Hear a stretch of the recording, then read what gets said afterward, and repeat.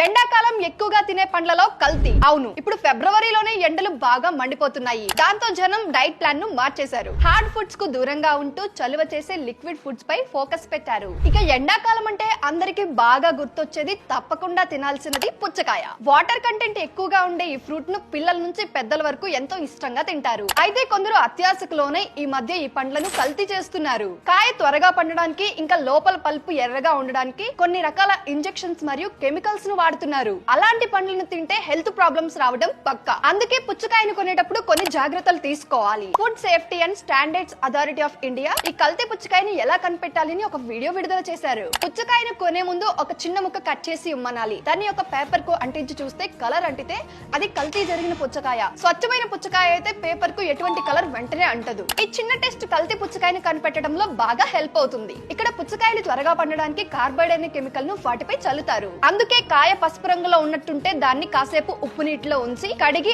ఆపై తినాలని సూచిస్తున్నారు. అలానే పుచ్చకాయ కొన్ని చోట్ల తెల్లగా, అక్కడక్కడ పసుపు మచ్చలు ఉంటే ఇంజెక్షన్ చేసి ఉంటారని అర్థం చేసుకోవాలి. సో అర్థమైంది కదా. మీరు కనుక పుచ్చకాయ కొనుక్కోవాలి అంటే తప్పకుండా టెస్ట్ చేసి మరీ తీసుకోండి. లేదంటే హాస్పిటల్